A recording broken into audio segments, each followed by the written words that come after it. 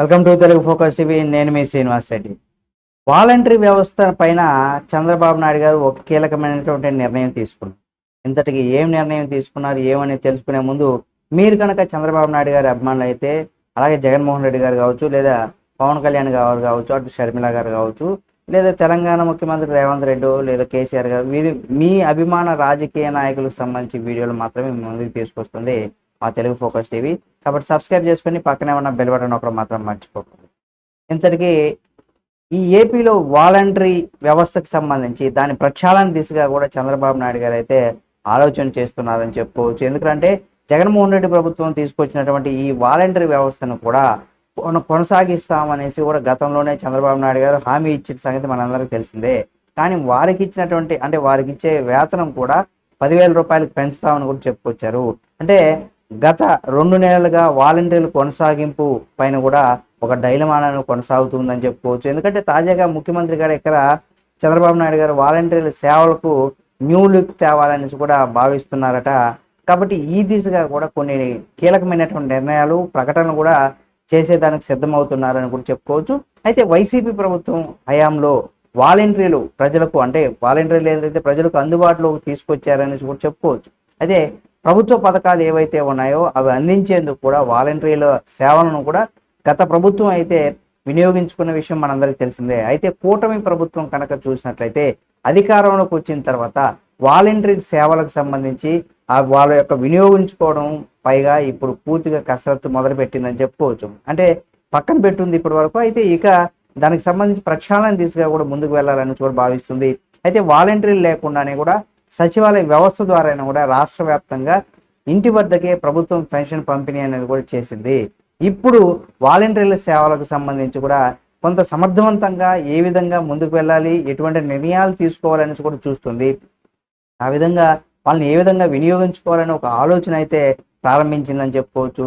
దాంతోపాటుగా మనం చూసినట్లయితే రాష్ట్ర వ్యాప్తంగా సర్వీసులో ఉన్నటువంటి వాలంటీర్లు ఎవరైతే ఉన్నారో వాళ్ళ కెపాసిటీ పెంచేలాగా వారికి స్కిల్ డెవలప్మెంట్ శిక్షణ ఇవ్వాలని కూడా భావిస్తుంది. అంటే దాని ద్వారా ఏంటంటే వాలంటీర్లకు విద్యార్హత వయసు ఆధారంగా కూడా వారికి ఎలాంటి శిక్షణ ఇవ్వాలనేది కూడా ఇక్కడ నిర్ణయించారనమాట. అంటే ఏ కార్యక్రమాలకు వారి సేవలను కూడా ఇక్కడ వినియోగించుకోవాలనేది కూడా దానికి సంబంధించి కూడా కొంత అధ్యయనం చేస్తున్నారు. వాలంటరీలో పీజీ చేసినటువంటి వారికి 5% ఉండగా, అయితే డిగ్రీ చేసినటువంటి వారు 32% ఉన్నారు. ఇక 20 నుండి 25 మధ్య గల వయసులో ఉన్నవారు ఈ వయసు ఉన్నవారు 25% మేరగా ఉన్నారు. అయితే 25 నుండి 30 మధ్య వయసులో ఉన్నటువంటి వారు కనుక మనం చూసినట్లయితే 34% మంది ఉన్నారు.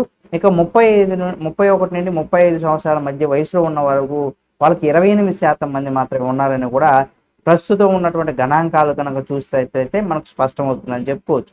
అంటే వాలంటీర్ వ్యవస్థలో ఉన్నటువంటి ఇప్పటి వరకు పనిచేసినటువంటి వారు ఏ ఏజ్ గ్రూపుల వారు ఎంతమంది ఎంత శాతం ఉన్నారనేది కూడా ప్రస్తుత గణాంకాలు చూస్తే మనకు అర్థమవుతుంది అనమాట.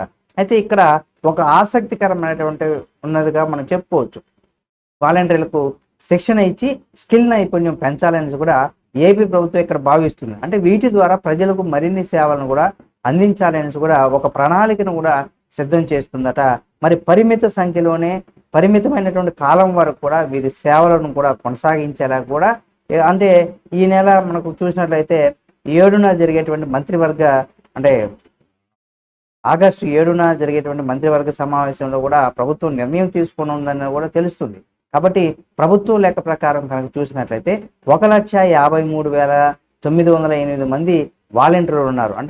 2,50,000 పైగా ఉన్నటువంటి వాలంటీర్లు ఎవరైతే ఉన్నారో చాలా మంది ఎన్నికలకు ముందు వాలంటీర్లు అయితే రాజీనామా చేసిన విషయం మనకు తెలిసిందే. అయితే కొంతమంది మళ్ళీ వైసీపీ ప్రభుత్వం వైసీపీకి మద్దతుగా వాళ్ళు ప్రచారం చేయాలని వాళ్ళ దగ్గర రాజీనామా చేయించిన అనేసి కొంతమంది చెప్తున్నారు. బలవంతంగా రాజీనామా చేశారని మరికొంతమంది వాలంటీర్లు చెప్తున్నారు. ఏది ఏమైనా రాజీనామా చేసేశారు. కాబట్టి ఇప్పుడు మళ్ళీ కూటమి ప్రభుత్వం అధికారంలోకి వచ్చిన తర్వాత మమ్మల్ని తీసుకోవాలి, మమ్మల్ని ఈ విధంగా బలవంతంగా గత ప్రభుత్వం చేసిందనేసి కూడా వీళ్ళు ఆరోపిస్తున్నారు.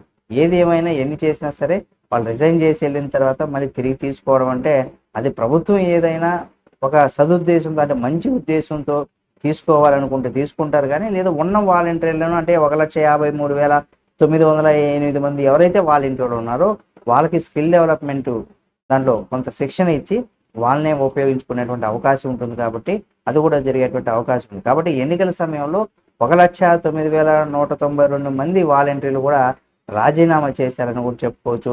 అయితే దీంతో మనం ప్రస్తుతం ఉన్నటువంటి వాలంటీర్లు నెలకు 10,000 చొప్పున వేతనం చెల్లిస్తే 1848 కోట్ల అవసరం అవుతుందనేసి కూడా, దీంతో వాలంటీర్లు కొనసాగింపు వారికి విధులపైన కూడా ఈ నెల మనకు రాబోయేటువంటి నెల 7వ తేదీ కూడా మంత్రివర్గ సమావేశంలో ప్రభుత్వం అధికారికంగా నిర్ణయం తీసుకోనుంది. అప్పటి వరకైతే దీనికి సంబంధించి కూడా వాలంటరీ వ్యవస్థను కొనసాగించారని చెప్పారు. అలాగే ఈ వ్యవస్థను కూడా వీరికి 10,000 రూపాయలు వేతనం కూడా ఇస్తా ఉన్నారు. అంటే కొనసాగింపు చేయడం 100% ఉంటుంది, వాలంటీర్లు కొనసాగిస్తామని చెప్తున్నారు. కాకపోతే వాళ్ళకి స్కిల్ డెవలప్మెంట్లో ఏదైనా వాళ్ళ ఏజ్ని బట్టి వాళ్ళకి ఎటువంటిది ఇవ్వాలి, వాళ్ళకి ఎటువంటి శిక్షణ ఇవ్వాలనే దానికి సంబంధించి అలాగే వాళ్ళకి 10,000 రూపాయల జీతం ఇస్తారు. కానీ కొంత ఆలస్యమైనటువంటి అవకాశం ఇక్కడ మనకు కనిపిస్తుంది. చూద్దాం మరి ఏం చేస్తారు చంద్రబాబు, అంటే కూటమి ప్రభుత్వం ఏం చేస్తుంది వాలంటరీ వ్యవస్థకు సంబంధించి. మరిన్ని అప్డేట్స్ కూడా మీ ముందుకు తీసుకొస్తుంది మా తెలుగు ఫోకస్ టీవీ. కాబట్టి సబ్స్క్రైబ్ చేసుకొని పక్కనే ఉన్న బెల్ బటన్ ఒకటి మాత్రం మర్చిపోకండి.